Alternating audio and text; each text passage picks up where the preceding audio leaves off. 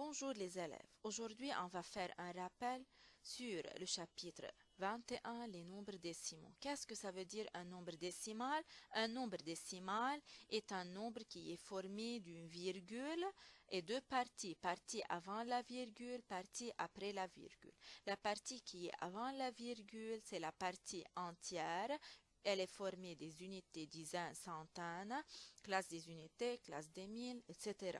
Et la partie qui est après la virgule, c'est la partie décimale. Elle est formée des dixièmes, centièmes et millièmes. Le dixième, c'est-à-dire c'est le chiffre, le premier chiffre après la virgule, et le centième, c'est-à-dire deuxième chiffre après la virgule, et millième, troisième chiffre après la virgule. Comment on peut lire ce nombre? 10 358 unités et 271. Le 1, c'est le chiffre de millième, alors j'écris après 11 millième. Inversement, si on a 42 unités et 6 centièmes, unité et, c'est-à-dire il faut écrire une virgule. La partie qui est avant l'unité et, c'est la partie qui est avant la virgule, c'est-à-dire il faut écrire 42. La partie qui est après unité et, c'est la partie décimale. Alors, après la virgule, 6 centièmes, c'est-à-dire 6 se trouve le deuxième chiffre après la virgule, alors le dixième est 0. Comment on peut transformer un nombre décimal sous forme d'une fraction décimale?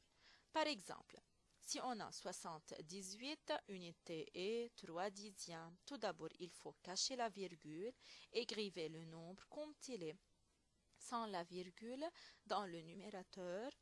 Je regarde combien de chiffres après la virgule, un seul chiffre, alors j'écris dans le dénominateur 10. De la même façon, 54 unités et 89, cachez la virgule, écrivez le nombre dans le numérateur, puis comptez combien de chiffres après la virgule, 2, alors j'écris 100 dans le dénominateur.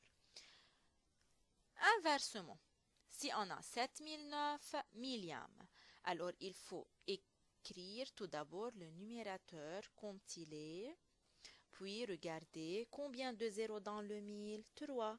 Alors il faut déplacer la virgule, 3 chiffres, 1, 2, 3, et je mets la virgule, c'est-à-dire 3 chiffres après la virgule. La réponse est 7 unités et 9 millièmes. Je veux faire une application. On donne le nombre suivant, 4009 unités et 58 centièmes. La première question, quel est le chiffre de dixième?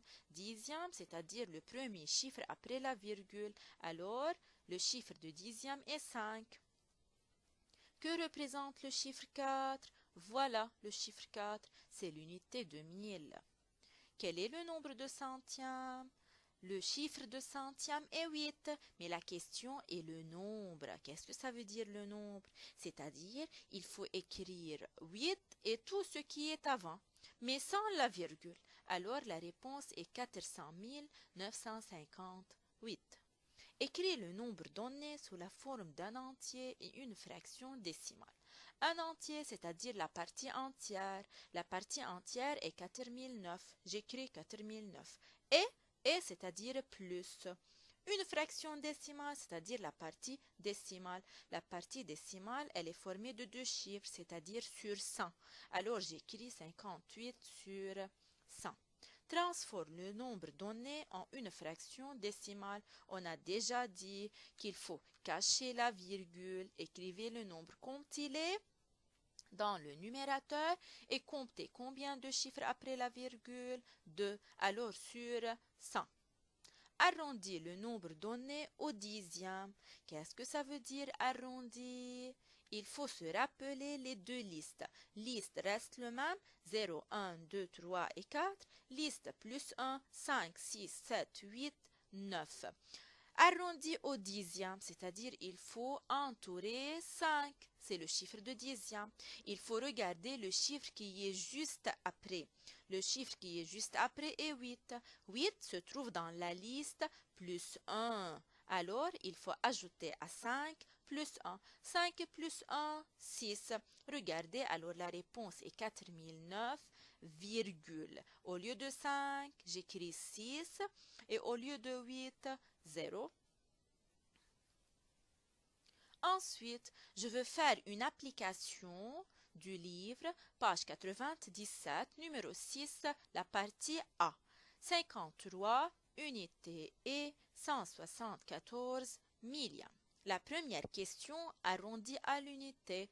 À l'unité, c'est-à-dire il faut entourer 53. Je regarde le chiffre qui est juste après. 1, c'est dans la liste reste le même. Alors 53 reste le même et tout ce qui est après seront 0.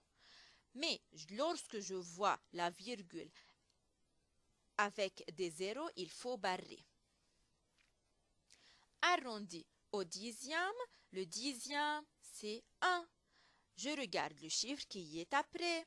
7, 7 dans la liste plus 1. Alors il faut ajouter plus 1 au chiffre 1. Alors la réponse sera 53,200. Arrondi au centième. Le centième est le chiffre 7. Le chiffre qui est juste après est 4. 4 dans la liste reste le même. Alors 7 reste le même et la réponse sera 53,170. Au revoir.